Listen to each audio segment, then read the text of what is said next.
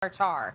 So before you even get started, Maddie, here's what you're going to need to make this at home. You need beef tenderloin, anchovy fillets, capers, cornichon, Worcestershire sauce, Dijon, bone marrow, chives, and egg, and salted kettle chips and crostini to serve. Maddie, this sounds so good, and it's actually one of your favorites, right?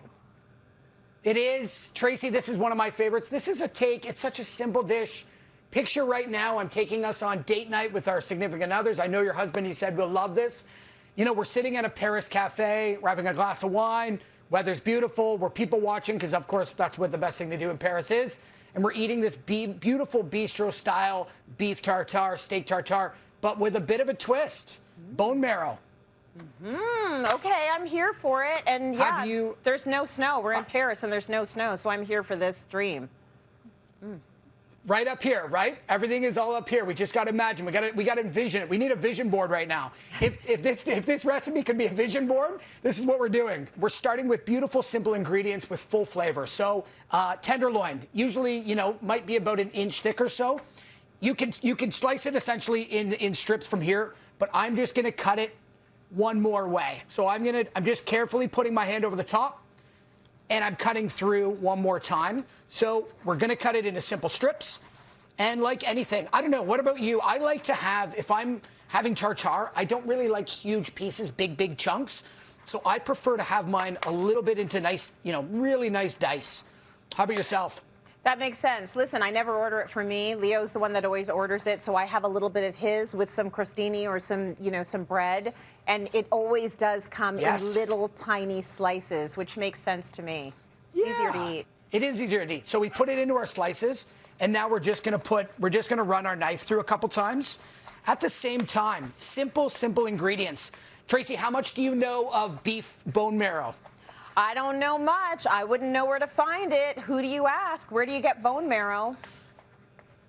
You know what? You want to go to your local butcher. So essentially every good butcher will have bone marrow available. You can either start with canoe cut, which is what we have today. So canoe cut is bone marrow that's been cut by the butcher, and you can see it looks like a little cute mini canoe, right? Little sweet little thing.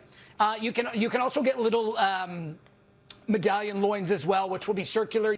So here we go. We've got our tartare ready to go. I'm going to just keep that off to the side. Next step, we've been talking about we've been talking about the bone marrow. Time to rock and roll. Super simple procedure, setting the oven to 450 degrees. Now, I like to season. You really want to, I like to do a lot of salt. It's actually going to bring that fatty richness just come out of there. I've put it bone side up, so the flesh side is sitting up, pardon me. And I'm going to roast that off for about 15 to 20 minutes. Trace, if you can see, power of TV here, I've roasted these down, and if you can take a look here, this is just golden brown. They're nice. It's just the marrow is going to come out just perfectly here. I'm going to take our egg. So we have one egg yolk, and everything is going to sort of go into the pool this time. Anchovies. Are you an anchovy fan, Tracy? I like it. It's tart. Yeah.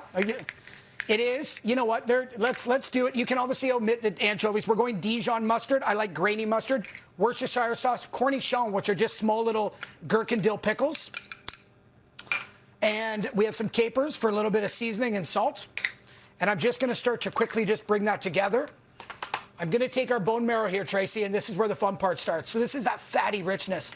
Can you just see this come out of here? Sort of gelatiny, good stuff. You could put that just even on bread. If you're having like a beautiful, you know what I like it on as well as oysters, any kind of mushroom dish. So what I want to do is we want to keep these. We're taking out the bone marrow because we want that richness. We want that fattiness that's going in it. I'm scooping that into our beef mixture, but I'm keeping these, and this is the plating. Like, look at this. This is date night. This is taking a trip to Paris with your loved one. You saved on the accommodation. You saved on a 7-hour flight. You just went to the culinary school of MDP here with Cityline. It's either getting on a flight to Paris or you're Fred Flintstone, and that's your Brontosaurus right there. Right? Look at this. Now, here we go on a beautiful plate. No, that's because we're friends. You know what? My brain went there, too. This is completely Fred Flintstone. Look at this. It looks good. Are we talking here? What is going? It looks so good. It looks so Clean up the good. campsite a bit, and Listen, my husband would be everybody's very happy. impressed if I came up with anything even close to that. The dish, definitely an exciting date night dish. MDP, thank you for that. Go eat your Brontosaurus. Thank you. Recipe Thank you. is on our website, cityline.tv.